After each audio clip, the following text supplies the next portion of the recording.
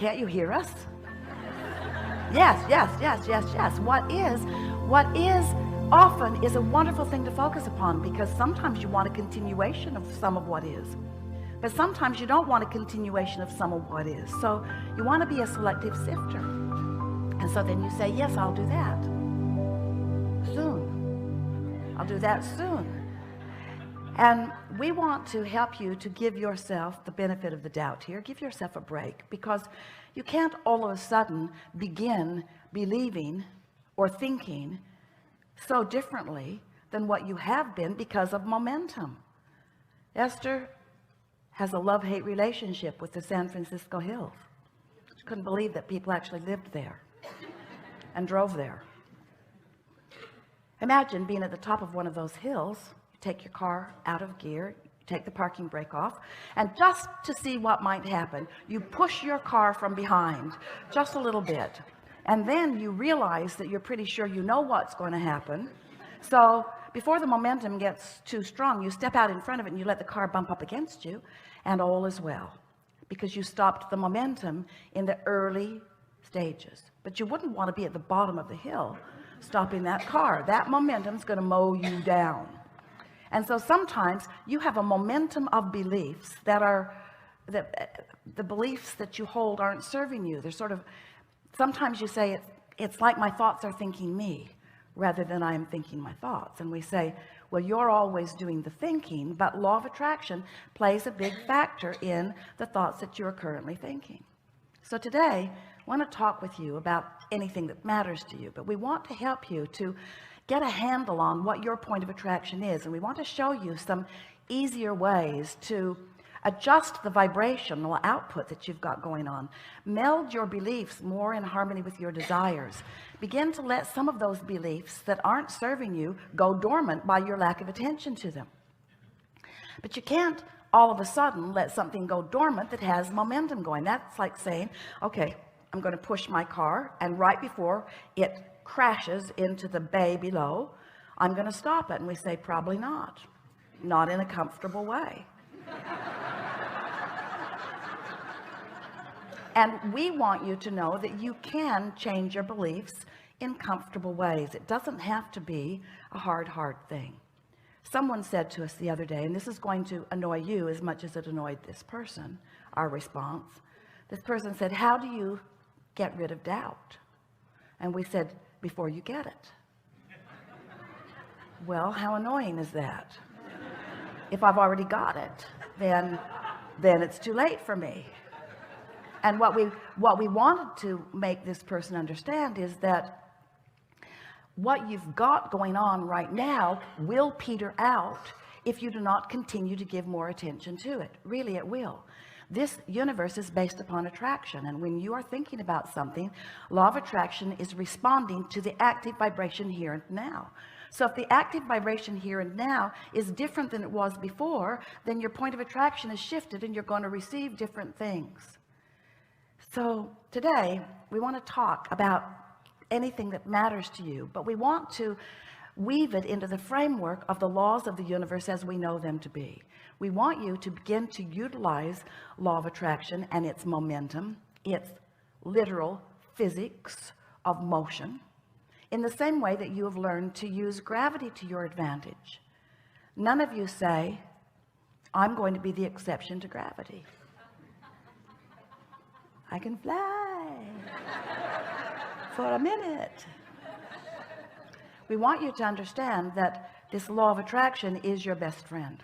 And the reason that it is because it's utterly consistent.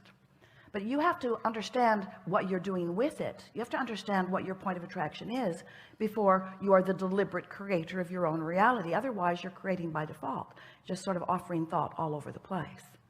So I'm going to give you a very brief sort of bringing you round to what we know you already know, but it's a good basis to begin with. And then it is our promise to you that today, not only will we answer everything that's active within you, for sure, but together we will collectively take thought beyond anything that has been before on this subject of creating your own reality.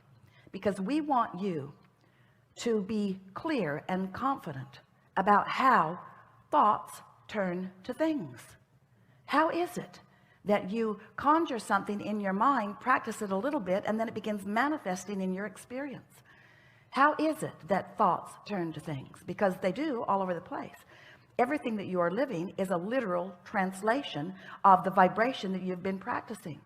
But when you're not doing it on purpose, when you're not doing it deliberately, when you're not paying attention to the guidance system within you, and you're not deliberately molding your thought with awareness of what the new molding feels like, then you have a tendency, as humans, we love you so much, to observe outcomes, to observe conditions, and then to spend most of your time evaluating the conditions, measuring them, categorizing them, judging them,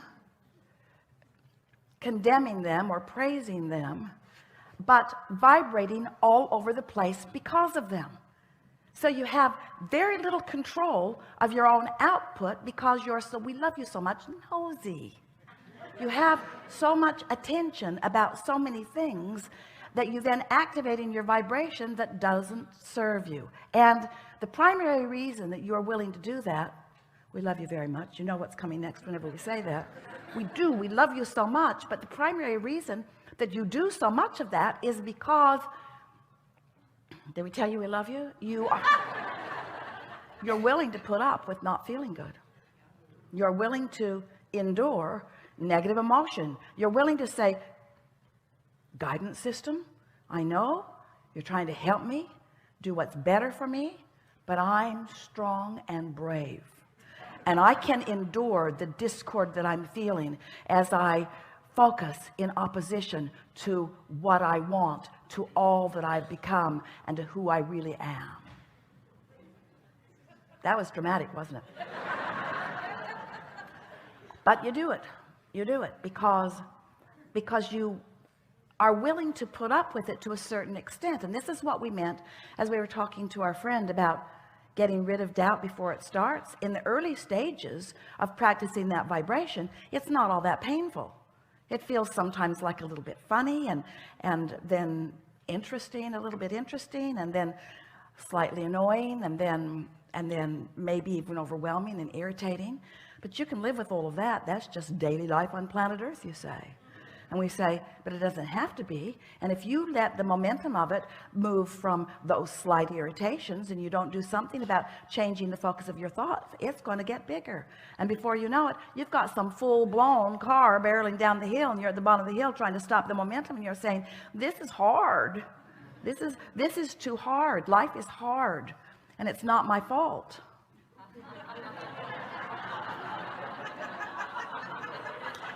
I blame my mother. She should have warned me. She shouldn't have warned me. She should have done something. She should have not done something. Poor mother, she can't win.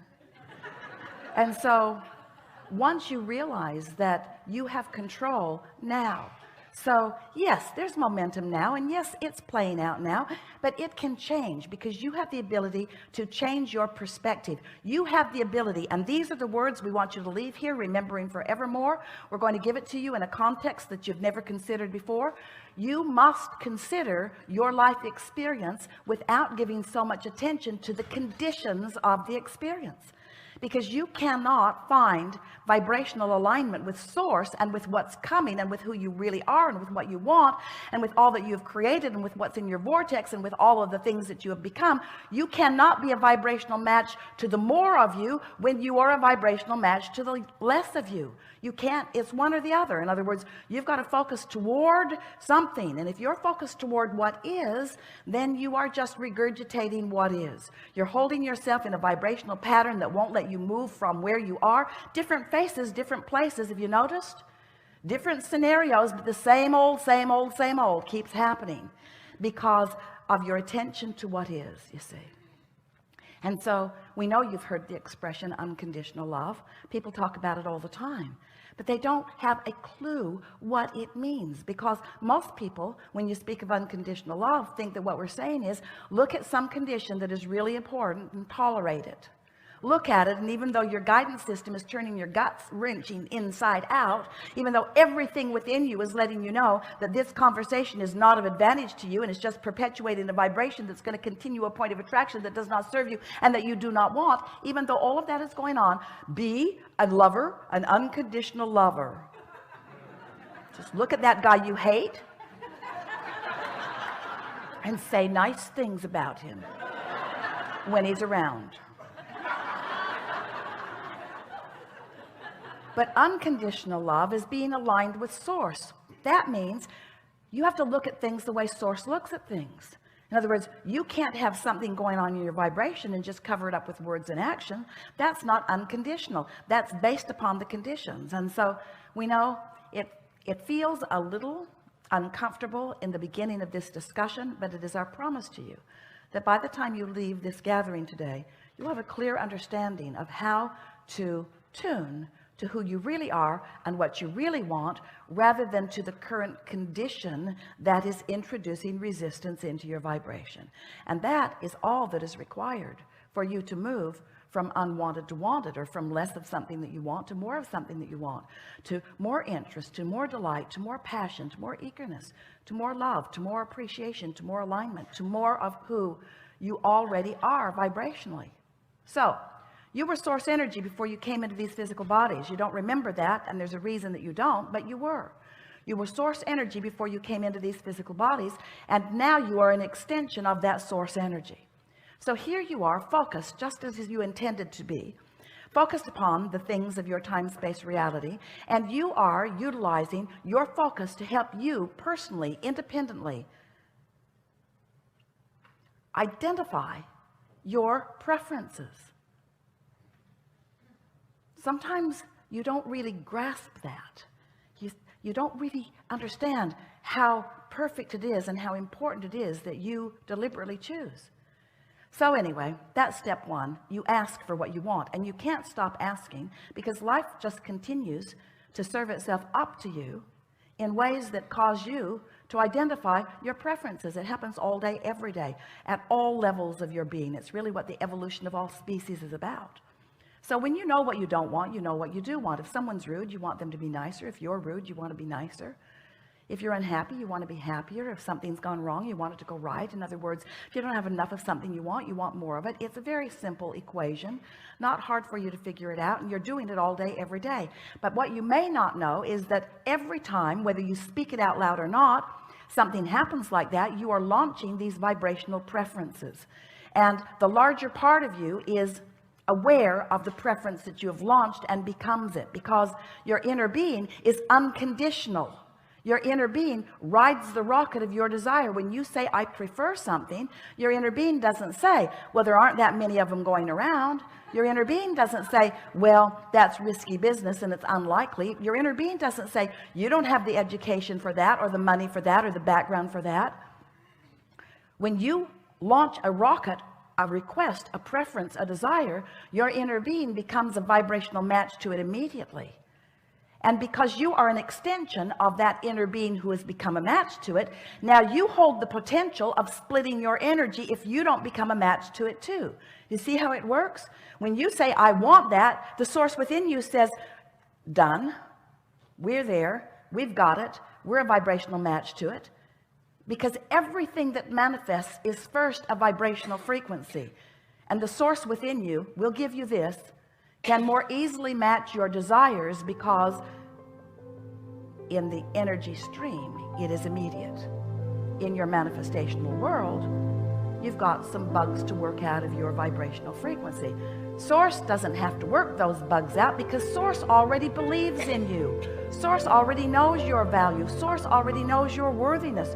Source remembers why you came and who you are. So when you launch a rocket about something that you would like more of, source is right there in that frequency. And in fact, the only reason that any of you ever feel any slight or strong negative emotion is because source finds the frequency, the fullness of the desire that you have launched, and when you don't, there's vibrational discord between you and source. Does that make sense to you? The only reason, if there were ever a way for you to understand that source exists, it must be in your emotional awareness.